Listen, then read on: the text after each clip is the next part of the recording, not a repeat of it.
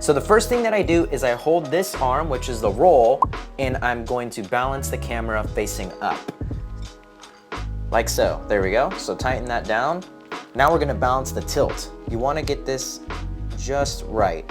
And you know you've done this correctly because while you're holding the roll, you can still put the tilt at whatever angle and it's gonna be balanced. Next up, the roll, which is this one right here.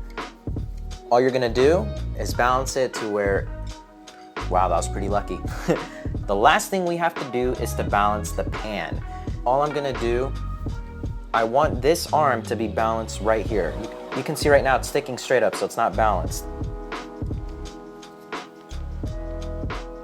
So you can see right here that it's balanced at a 45 degree. You can see if I put it here, if I put it here, it's all balanced. Now if you hold the gimbal pretty much anywhere, it's gonna be staying exactly where you need it to.